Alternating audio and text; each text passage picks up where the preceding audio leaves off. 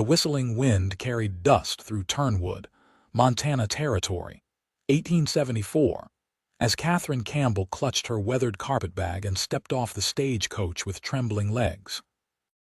The journey from Boston had been grueling, but nothing compared to the knot in her stomach as she faced the town that would be her new home, a place where no one knew her name, only that she was coming as someone's mail-order bride.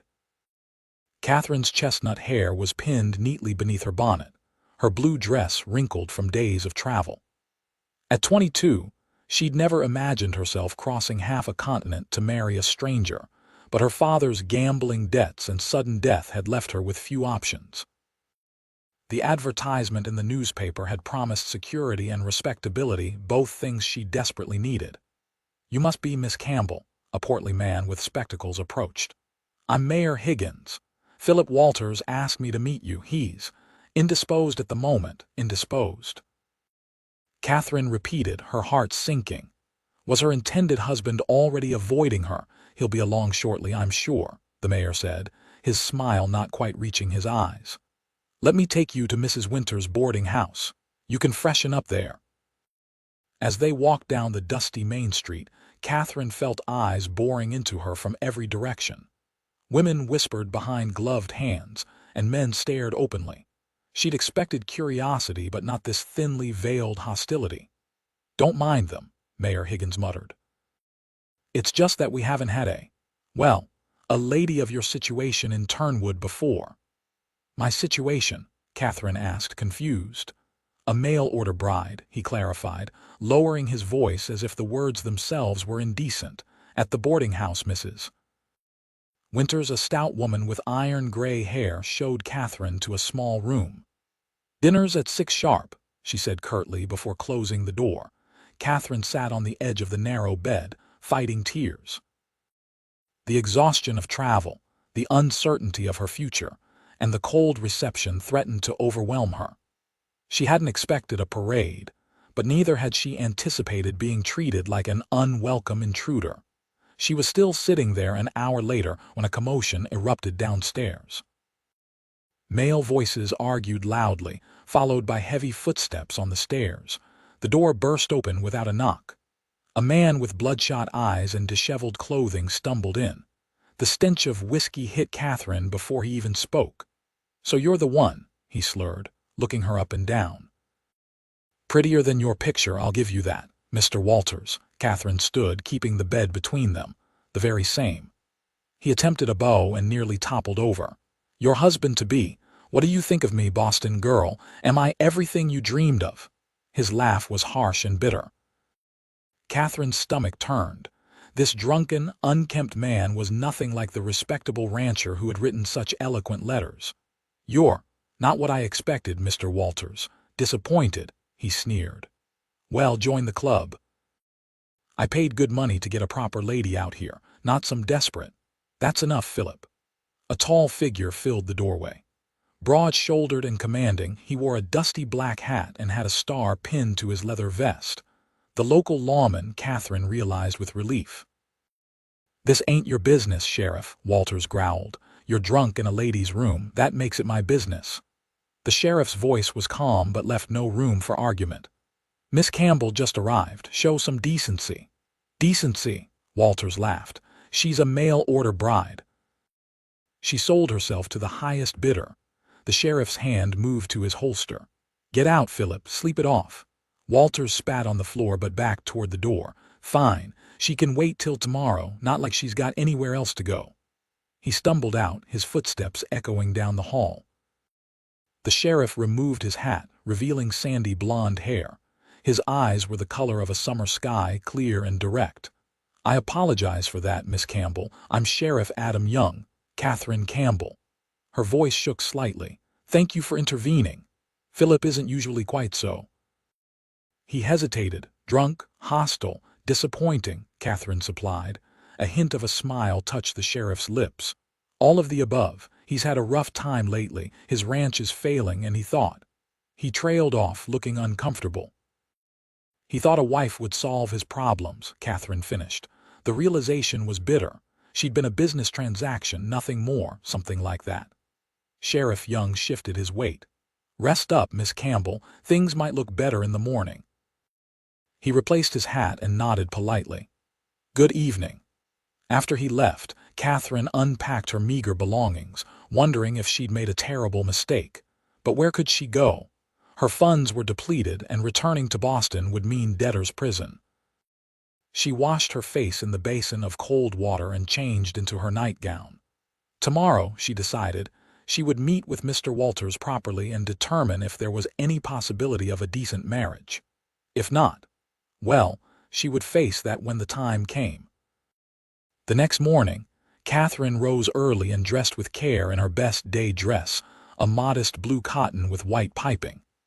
At breakfast, Mrs. Winters served her lukewarm porridge without meeting her eyes. The other boarders' two elderly sisters and a traveling salesman stared openly before whispering among themselves. Catherine ate quickly and excused herself. Outside, Turnwood was already bustling with morning activity. She had just stepped onto the boardwalk when a woman in an expensive silk dress blocked her path. "So you're Philip's mail-order bride," the woman said, her pretty face twisted with disdain. "I'm Victoria Holloway. My father owns the bank." "Catherine Campbell," she replied, extending her hand. Victoria ignored it. "Let me give you some advice, Miss Campbell. Turnwood is a respectable town. We don't welcome women who sell themselves to men they've never met." Catherine's cheeks burned. "I haven't sold myself. I've agreed to a marriage arrangement, which is perfectly legal, and call it what you like," Victoria interrupted. But Philip Walters was meant for better than some desperate fortune hunter from back east. Before Catherine could respond, Sheriff Young appeared beside them. "Morning, ladies," he said pleasantly, though his eyes were watchful. "Everything all right here?" Victoria's demeanor changed instantly, her smile dazzling. "Adam, I was just welcoming Miss Campbell to town." "That's mighty neighborly of you, Victoria." His tone suggested he didn't believe her for a second. "Miss Campbell, I was just heading to check on Philip. Would you care to accompany me? Save you the trouble of finding his ranch on your own." Catherine nodded gratefully. "Thank you, Sheriff. That would be most helpful." Victoria's eyes narrowed. "Always the gentleman, aren't you, Adam? Well, enjoy your visit." She swept past them, her skirts rustling. "Sorry about that," Sheriff Young said as they walked toward the livery. "Victoria can be protective of what she considers hers." "Mr. Walters, you mean?" Catherine asked. They courted briefly last year, but her father put a stop to it when Philip's ranch started failing. He helped Catherine onto a gentle-looking mare. "You ride?" "I grew up with horses," she replied, settling comfortably into the saddle. Her father's gambling addiction had cost them their estate, but before that, riding had been her greatest joy. The sheriff looked impressed as he mounted his own horse. "Philip's place is about 3 miles out. Not a bad ride on a fine morning like this." They rode in companionable silence for a while, the Montana landscape opening up around them, rolling hills dotted with wildflowers, the distant mountains purple against the sky. Despite her circumstances, Catherine felt her spirits lift at the sheer beauty surrounding them. "May I ask why you came all this way to marry a man you've never met?" Sheriff Young asked eventually, his tone conversational rather than judgmental. Catherine considered deflecting but decided honesty might serve her better. "My father died with substantial debts. Our home and belongings were seized. I had few options: become a governess, work in a factory, or accept Mr. Walters' proposal." "And the letters, were they promising?" "They were eloquent, describing a prosperous ranch and a man of character seeking a companion for life." She gave a small, wry smile. "Not quite what I encountered yesterday. Philip was different before his brother died," Sheriff Young said quietly. "Thomas was the steadying influence. Since the accident last year, Philip's been struggling." They crested a small hill, and a ranch came into view below, or what should have been a ranch. The barn roof was partially collapsed, the corral fence broken in several places, and the small herd of cattle looked thin and neglected. Catherine's heart sank. "This is it," the sheriff nodded grimly. "I'm afraid so." As they approached, a shot rang out. Catherine's horse reared and she fought to control it. "That's far enough." Philip Walters stood on his porch, rifle in hand. "Go back to town, both of you." Sheriff Young moved his horse in front of Catherine's. "Put that rifle down, Philip. We're just here to talk." "Nothing to talk about." Walter's voice was slurred even at this early hour. "I've changed my mind. Don't need a wife, don't need anyone." "Mr. Walters," Catherine called out, "could we please discuss this? I've traveled a very long way. Should have stayed in Boston." Another shot fired into the air. "Go on now, get off my property." Sheriff Young turned to Catherine. "We should leave. He's not in his right mind." They retreated, Walter's curses following them up the hill. Once they were a safe distance away, the sheriff stopped. "I'm sorry you had to see that, Miss Campbell. I'd hoped he'd sobered up and come to his senses." Catherine felt numb. "What happens now? I have nowhere to go, no money to return east." Sheriff Young looked troubled. "Turnwood's small, but there might be work. Mrs. Bennett at the general store sometimes needs help, or perhaps the school teacher could use an assistant. And in the meantime, I can't afford to stay at the boarding house beyond a few days." He thought for a moment. "My sister Emma has a spare room at her place. She might take you in while you sort things out." Hope flickered in Catherine's chest. "That's very kind, but I wouldn't want to impose. Emma likes company. Her husband's a trail boss, gone months at a time with the cattle drives." He smiled reassuringly. "She'd welcome another woman around the place." As they rode back toward town, Catherine tried to process how drastically her plans had changed. No marriage, no security, just uncertainty in a town where she was already viewed with suspicion. They were approaching the main street when a commotion caught their attention. A crowd had gathered outside the saloon, voices raised in anger. "What now?" Sheriff Young muttered, spurring his horse forward. At the center of the crowd, Philip Walters swayed on his feet, waving a bottle of whiskey. Victoria Holloway stood nearby, her expression a mixture of disgust and satisfaction. "There she is," Walters roared when he spotted Catherine. "The mail-order bride who thought she could trap me. Well, I'm telling you all, I never intended to marry her. It was a joke, a bet with Thomas before he died." The townspeople turned to stare at Catherine, their faces hardening with judgment. "That's enough, Philip," Sheriff Young dismounted smoothly. "You're making a fool of yourself." "Am I?" Walters laughed bitterly. "Or am I just telling the truth? She came here thinking she'd get her hands on my land, but joke's on her. I'm nearly bankrupt." Victoria stepped forward, her voice carrying. "You see, this is what happens when we allow such women in Turnwood. They prey on vulnerable men, seeking to enrich themselves through false pretenses of marriage." Murmurs of agreement rippled through the crowd. Catherine felt her face burn with humiliation. "That's unfair," Sheriff Young said firmly. "Miss Campbell answered an advertisement in good faith. If anyone's been misled, it's her." "Defending her already, Sheriff." Victoria's smile was venomous. "How gallant. Perhaps you'd like to marry her yourself." The crowd laughed, and Catherine wished the ground would open and swallow her. She dismounted with as much dignity as she could muster. "I have no desire to marry someone who doesn't wish to marry me," she said clearly. "Mr. Walters, consider our arrangement terminated. I release you from any obligation." Walters blinked, seemingly surprised by her calm response. "Well, good," he sputtered. "I don't need you or any woman telling me what to do on my own ranch." "Clearly," Catherine replied dryly. She turned to Sheriff Young.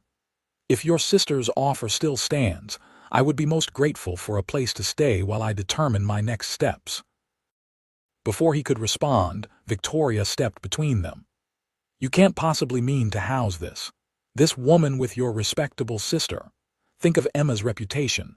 Something shifted in the sheriff's expression, a hardening in his eyes, a tightening of his jaw. When he spoke, his voice was low but carried to every ear in the suddenly silent crowd. "This woman has a name. Miss Catherine Campbell came here in good faith, invited by one of our own.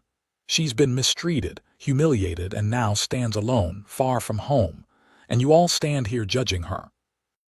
He looked around at the townspeople, many of whom had the grace to look ashamed. "Is this the Turnwood I've sworn to protect, a place where we condemn someone without cause?" He stepped closer to Catherine, his tall frame providing a shield between her and the hostile crowd.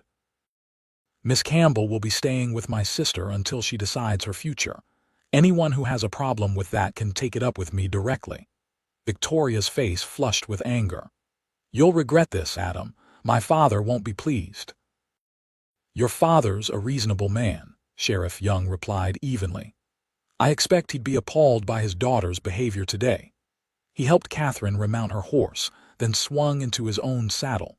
With a tip of his hat to the stunned crowd, he led her away from the confrontation. They rode in silence for several minutes before Catherine found her voice. "Thank you, Sheriff. You didn't have to do that." "Adam," he said. "Call me Adam. And yes, I did have to do it. It was the right thing."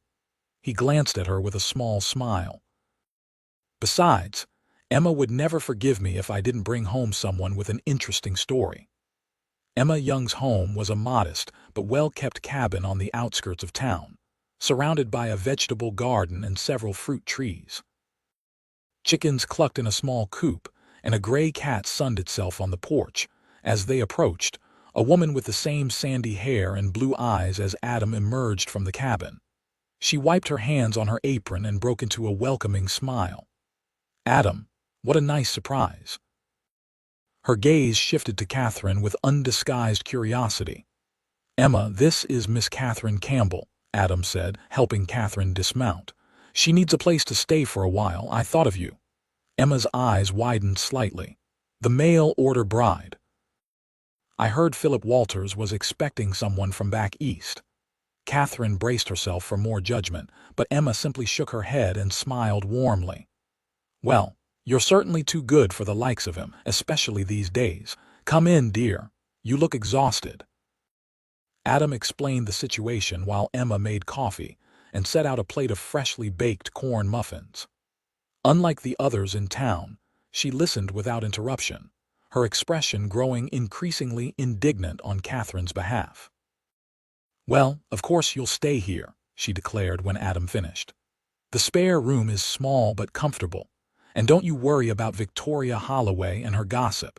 That girl's been trying to run this town since she was in pigtails." "I can pay something for room and board," Catherine offered, "once I find work." Emma waved dismissively. "We'll sort all that out later. For now, just rest and recover from your journey." She shot a pointed look at her brother. "And Adam will make sure the town understands you're under the Young family's protection." Adam nodded, his expression serious. "I'll speak with Reverend Parker. He has influence, and he doesn't tolerate unkindness in his congregation." "Thank you both," Catherine said, emotion threatening to overwhelm her. "I don't know what I would have done otherwise." "You'd have managed," Emma said confidently. "You crossed half a continent to make a new life. That takes courage most people don't have."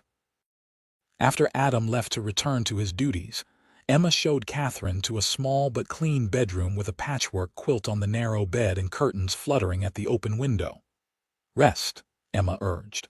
"Tomorrow's soon enough to worry about the future." Alone in the room, Catherine finally allowed herself to cry for her lost hopes, for her uncertain future, and surprisingly, with relief that she hadn't ended up married to Philip Walters after all.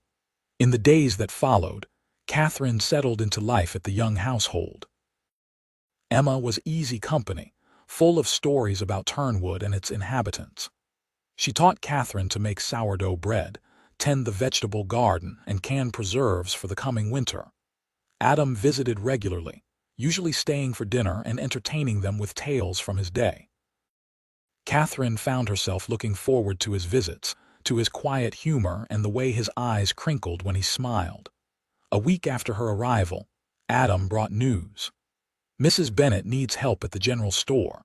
Her daughter's expecting a baby in Denver, and she's leaving to help with the birth. The position is yours if you want it." "That's wonderful," Catherine exclaimed. "When can I start?" "Tomorrow," Adam replied, looking pleased at her enthusiasm. "It's not glamorous work and Mrs. Bennett can be demanding, but it's honest employment. And right in the center of town, where everyone can see what a hard worker you are," Emma added meaningfully. "The best way to silence gossip is to prove yourself valuable to the community. The general store job proved challenging but rewarding. Mrs. Bennett was indeed demanding, expecting Catherine to learn the location and price of every item in the crowded store within days. But she was also fair, and when Catherine demonstrated her quick mind and facility with numbers, the older woman grudgingly approved. "You've got a good head on your shoulders," Mrs. Bennett remarked after Catherine reorganized the fabric inventory. "Not what I expected from she caught herself. "Well, from someone with your background. You mean a mail-order bride?" Catherine said calmly, having grown accustomed to such remarks. "I was also a banker's daughter and a bookkeeper for my father's estate. People can be many things, Mrs. Bennett." The older woman had the grace to look abashed. "Indeed they can, Miss Campbell. Indeed they can." As the weeks passed, Catherine's reception in Turnwood gradually warmed. Regular customers at the store began to greet her by name. Women who had initially snubbed her now asked her advice on fabrics or cooking supplies. Even Reverend Parker made a point of welcoming her publicly at Sunday services. Only Victoria Holloway maintained her open hostility, making cutting remarks whenever their paths crossed, and encouraging her friends to shop elsewhere. But her influence seemed to be waning, particularly when rumors spread that Philip Walters had abandoned his ranch and headed for the gold fields in the Dakota Territory. One evening in late August, Catherine was closing the store when Adam appeared at the door. "Thought I might walk you home," he said, his smile warming his tanned face. "It's a beautiful evening." They walked slowly through town, Adam pointing out constellations appearing in the darkening sky. Catherine was struck by how comfortable she felt in his presence, a feeling that had been growing steadily over the past weeks. "You've made quite an impression on Mrs. Bennett," Adam remarked. "She told me yesterday she doesn't know how she managed before you came along." Catherine laughed. "High praise indeed from Mrs. Bennett. I think she's finally forgiven me for being a mail-order bride." Adam's expression grew serious. "You know, I never understood why that bothered people so much. Half the marriages out here start with advertisements or letters. How else are people supposed to meet when towns are days apart and women are scarce? I think it's the idea that marriage should be based on love, not necessity," Catherine mused. "Though in my experience, even respectable Boston marriages are often business arrangements in disguise." "And what about you?" Adam asked, his voice softening. "What kind of marriage would you want if you had the choice?" The question caught Catherine by surprise. She considered it carefully before answering. "I'd want a partnership, mutual respect, shared goals." She paused. "And yes, love, but the kind that grows from friendship and admiration, not just fleeting passion." Adam nodded slowly. "That sounds about right to me too." The air between them seemed to thicken with unspoken words. Catherine's heart beat faster as Adam's hand brushed against hers, then deliberately took hold of it. His palm was warm and calloused, enveloping her smaller hand completely. They walked the rest of the way in silence, but their intertwined hands spoke volumes. At Emma's gate, Adam reluctantly released her. "Good night, Catherine," he said, her name sounding like a caress on his lips. "Good night, Adam," she replied, suddenly shy. That night, Catherine lay awake long into the darkness, replaying the feel of Adam's hand in hers, wondering if what she was beginning to feel for the sheriff was reciprocated and what it might mean for her future in Turnwood. The answer came sooner than she expected. The next afternoon, Victoria Holloway swept into the general store, her expensive perfume filling the air. "Miss Campbell," she said coldly, "a word, if you please." Catherine continued stacking canned goods. "I'm working, Miss Holloway.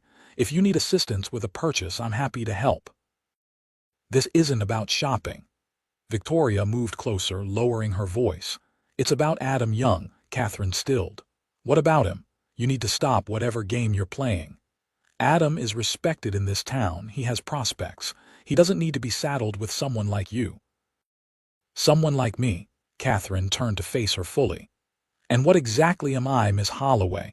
A desperate woman who tried to buy herself a husband?" Victoria's perfectly painted lips curved in a cruel smile. "Do you think people don't see what you're doing? Failed with Philip, so now you're setting your cap for the sheriff." Catherine's temper flared. My relationship with Sheriff Young is none of your concern. It is when you're using him to secure your position here. Victoria's eyes narrowed. Adam feels responsible for everyone in Turnwood. He pities you, nothing more. Don't mistake his kindness for affection. The words struck closer to Catherine's insecurities than she cared to admit. What if Victoria was right? What if Adam was simply being charitable to a woman with nowhere else to go? I appreciate your concern, Catherine said, fighting to keep her voice steady. But I think Sheriff Young is capable of making his own decisions about who deserves his time and attention. Victoria's laugh was brittle. Oh, he'll come to his senses eventually. Men always do. And when he does, you'll find yourself alone again, shunned by the entire town. She turned to leave, then paused. My father is hosting a harvest dance next Saturday. Everyone who matters in Turnwood will be there, including Adam. I suggest you find other plans for the evening. After she left, Catherine gripped the edge of the counter, struggling to compose herself. Victoria's words had planted seeds of doubt that threatened to take root. When Adam appeared at the store that evening for their now customary walk home, Catherine found herself holding back, creating a careful distance between them. "Everything all right?" he asked, his brow furrowing with concern. "Just tired," she lied. "It was busy today." He didn't press, but she felt his puzzled gaze on her throughout their walk. At Emma's gate, when he might normally have lingered, Catherine quickly bade him good night and hurried inside. Emma was setting the table for dinner. "You're back early," she observed, "and alone." "Did my brother not walk you home today?" "He did," Catherine replied, hanging her shawl on a peg by the door. "Emma, can I ask you something?" "Of course, dear." "The Holloways are hosting a harvest dance next Saturday. Is that something the whole town attends?" Emma snorted. "Hardly. Just those Bernard Holloway considers quality folk, which means people with money or influence." She glanced shrewdly at Catherine. "Victoria mentioned it, did she?" Catherine nodded reluctantly. "And let me guess, she made it clear you weren't welcome, but that Adam would certainly be there." At Catherine's surprised look, Emma sighed. "That girl's been trying to get her hooks into my brother for years. He's never shown the slightest interest, but she persists," she said. Catherine hesitated. "She implied that Adam only spends time with me out of pity or duty." Emma set down the plates with a clatter. "That's absolute nonsense. I've never seen my brother look at anyone the way he looks at you." Hope fluttered in Catherine's chest. "Really? Really?" Emma's expression softened. "Catherine, I've watched you two circle each other for weeks now. It's obvious to anyone with eyes that there's something growing between you." "But I have nothing to offer him," Catherine confessed her deepest fear. "No money, no family connections, not even a respectable background anymore, just the scandal of being a failed mail-order bride." "You underestimate yourself," Emma said firmly. "And you underestimate Adam if you think he cares about any of that. He values honesty, courage, and kindness, all qualities you possess in abundance." Catherine wanted desperately to believe her, but Victoria's poisonous words had done their damage.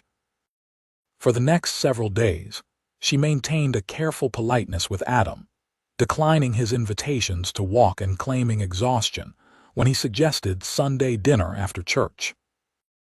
The hurt and confusion in his eyes tore at her, but she convinced herself it was better this way, better to step back now before he realized she wasn't what he wanted or needed.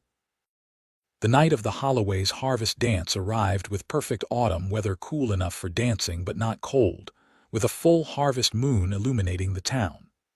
From Emma's porch, Catherine could hear the distant sounds of music and laughter from the grand Holloway house on the hill above town. Emma had been invited. Her husband's family had been among Turnwood's founders, but she had declined, choosing instead to spend the evening with Catherine making preserves from the last of the season's apples.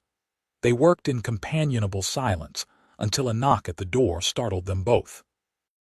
Adam stood on the porch, not in his usual sheriff's attire but dressed formally in a dark suit and crisp white shirt.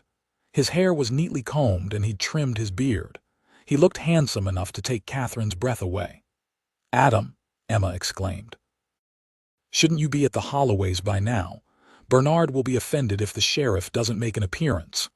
Bernard will survive, Adam replied, his eyes fixed on Catherine.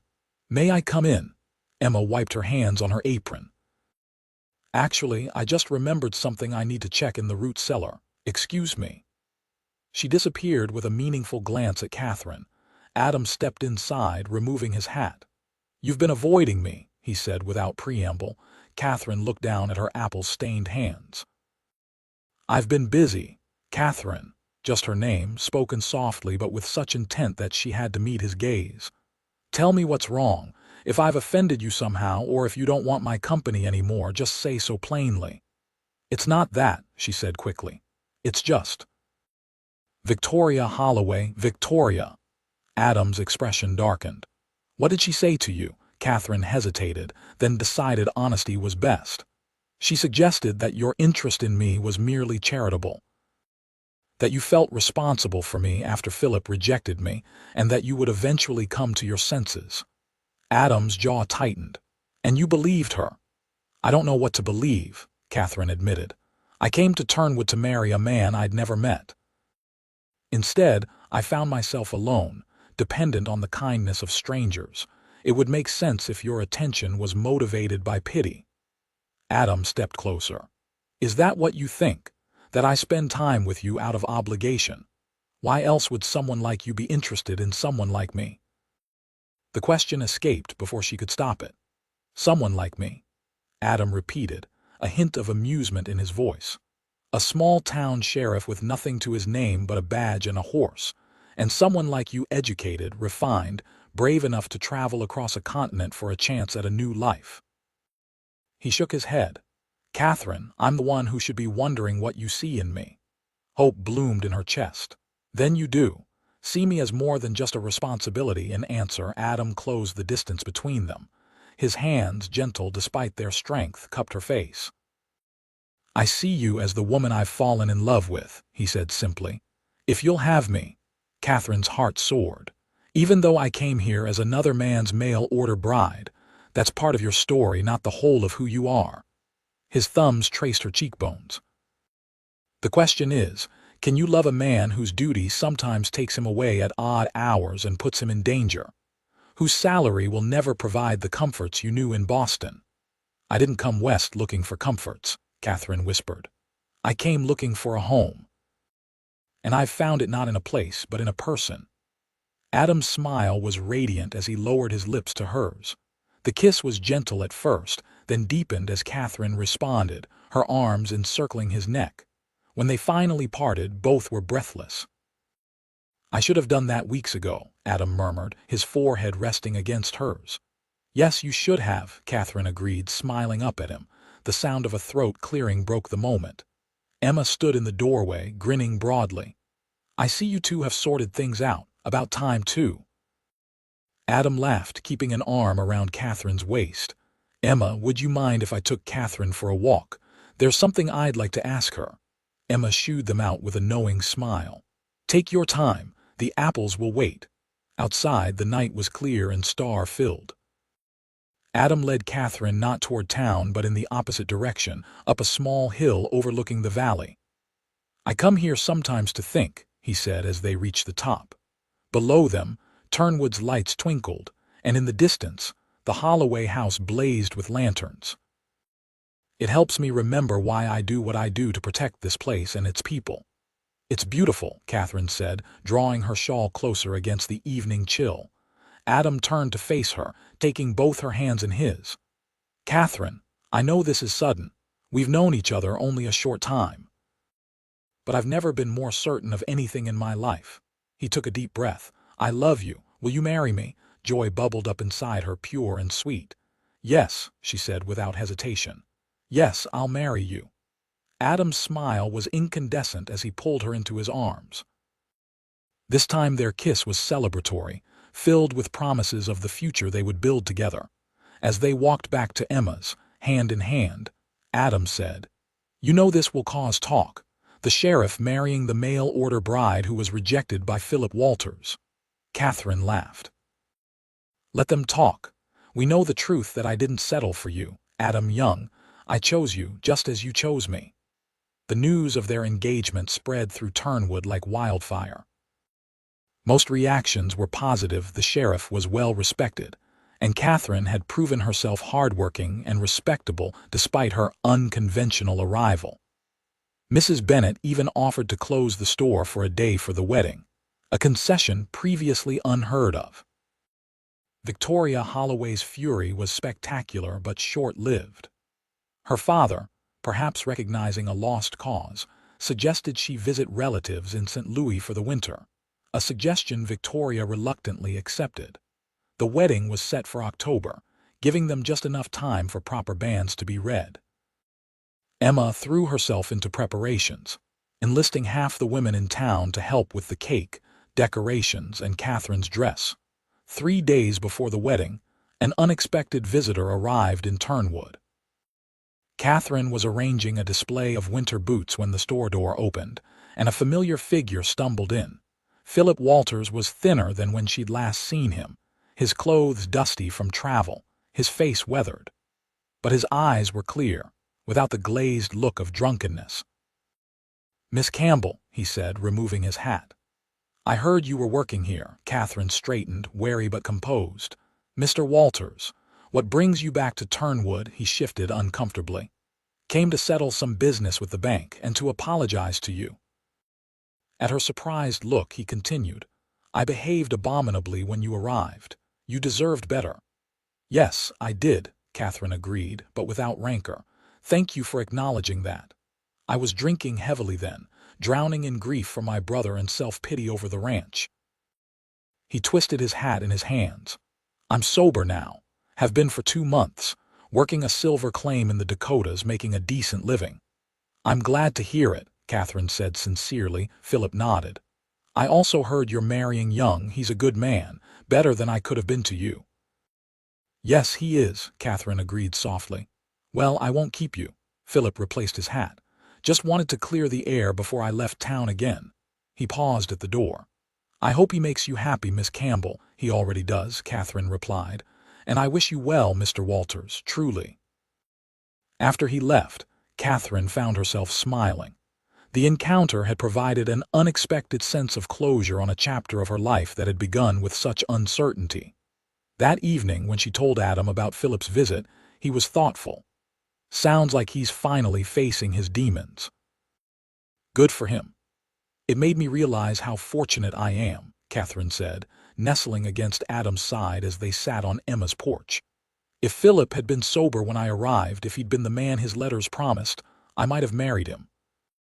And I'd have spent my life wondering why I felt so hollow inside," Adam murmured, pressing a kiss to her temple. The wedding day dawned clear and cool, with golden leaves drifting on a gentle breeze. The small white church was filled to capacity, the townspeople now fully embracing the romance of their sheriff, and the mail-order bride who had found love unexpectedly. Catherine wore a simple dress of ivory silk that Emma had helped her make, with lace at the collar and cuffs that had once adorned Emma's own wedding gown. Her hair was swept up with sprigs of late-blooming wildflowers, and she carried a bouquet of autumn roses from Mrs. Bennet's garden.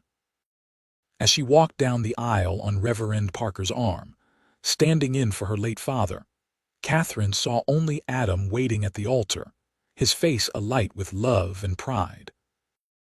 The rest of the congregation faded away until it was just the two of them, promising to love and cherish each other for the rest of their lives. At the reception in the church hall, Mayor Higgins, the same man who had met Catherine with such reservation months before, raised a toast.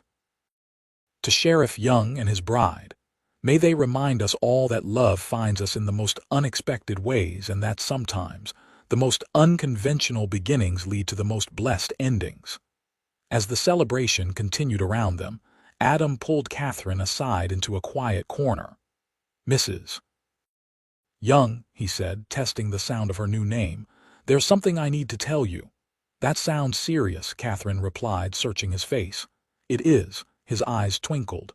"I've been offered the position of federal marshal for the territory." Catherine's eyes widened. "Adam, that's a tremendous honor. It would mean more responsibility, a larger territory to cover." His expression grew serious. but also more danger, and I'd be away from home more often. Is it something you want? Catherine asked. Only if you're willing. He took her hands in his. I won't accept if you have reservations. We're partners now in everything. Catherine considered it carefully. I think you would make an excellent marshal, and while I'll worry when you're away, I'll be prouder still of the work you're doing.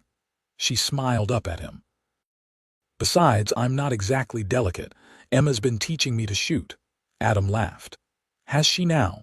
Well, Mrs. Young, you continue to surprise me. He pulled her closer. I love you, Catherine, more than I ever thought possible. And I love you, Marshal Young, she replied, rising on tiptoes to kiss him as the gathering applauded their public display of affection. In the months that followed, Adam and Catherine settled into married life in the small house he had been building on the outskirts of town. With his new position came a better salary, allowing them to add comfortable touches to their home bookshelves, filled with volumes Catherine had missed from her Boston life. A piano that Adam insisted on buying when he discovered she played, comfortable furniture that made the house truly theirs. Catherine continued working at the general store, eventually becoming Mrs. Bennett's partner when the older woman decided to semi-retire. The store flourished under Catherine's management, expanding to include books, musical instruments, and fine fabrics that previously had to be ordered from Helena or even St. Louis. Adam's duties as marshal took him away for days or sometimes weeks, but his homecomings were joyful reunions that strengthened their bond. Catherine never complained about his absences, understanding that his work was part of who he was, one of the qualities she had fallen in love with. In the spring, when the wildflowers carpeted the hills around Turnwood, Catherine shared news that brought tears of joy to Adam's eyes. They were expecting a child. A baby, he whispered, his hand reverently touching her still flat stomach. Our baby. Due in November, Catherine confirmed, laughing at his wonder. Emma suspected before I did, said I had the same glow she remembered from her own pregnancies. As Catherine's pregnancy progressed, Adam arranged for a deputy marshal to handle more of the distant territory, keeping him closer to home. The town rallied around them, with women offering advice and baby clothes, men volunteering to help Adam finish the nursery. Even Victoria Holloway, returned from St. Louis with a wealthy fiancé in tow, sent a silver rattle as a peace offering. Seems she's finally grown up a bit, Emma observed when the gift arrived. Their son, Thomas Adam Young, was born on a snowy November night with Emma and the town's midwife attending. When Adam first held his son, his hands trembling slightly, Catherine saw in his face the same look of awe and devotion he'd shown on their wedding day. He's perfect, Adam whispered, carefully returning the swaddled infant to Catherine's arms, just like his mother. As Thomas grew from infant to toddler, Catherine sometimes marveled at the twists of fate that had brought her to this life. Had she known on that dusty day when she first stepped off the stagecoach in Turnwood that she would find not the husband she expected, but the love she had never dared to dream of, perhaps the journey would have seemed less daunting. By their second anniversary, the story of the mail-order bride and the sheriff had become a favorite local romance, embellished with each telling. Few now remembered the initial shunning, the whispers, the judgment. In the collective memory of Turnwood, Catherine had always belonged there, had always been Adam's intended bride. On a warm summer evening, as they sat on their porch watching 3-year-old Thomas chasing fireflies in the yard and Catherine cradling their newborn daughter, Elizabeth Emma, in her arms, Adam smiled at his wife. "Do you ever regret it?" he asked softly. "Coming west, all you went through?" Catherine looked at their children, their home, and finally at the man beside her, her partner, her love, her unexpected destiny. "Not for a moment," she replied. "Every step led me here to you. How could I regret that?" Adam took her hand, his thumb gently stroking her palm. "That day in town, when Philip was making a scene and Victoria was stirring up the crowd against you, I knew." "Knew what?" "That I'd defend you against anyone, anything." His blue eyes were intense with memory. "I almost said it right there in front of everyone." "Said what?" Catherine prompted, though she thought she knew. Adam's smile was tender as he leaned closer. That you were mine and I was yours from that very first moment. The rest of the world just hadn't caught up yet. As the sun set over the Montana hills, painting the sky in shades of gold and crimson, Catherine leaned her head against her husband's shoulder, surrounded by the family they had created and the love that had found them against all odds. In this moment of perfect contentment, she silently blessed the journey that had brought her here, every difficult step, every tear, every moment of uncertainty, for they had all led to this, a life richer and more fulfilling than any she could have imagined. And when Adam kissed her as the first stars appeared in the darkening sky, Catherine knew with absolute certainty that she was exactly where she was meant to be, no longer the shunned mail-order bride, but a beloved wife, mother, and vital part of a community that had, at last, become truly her own.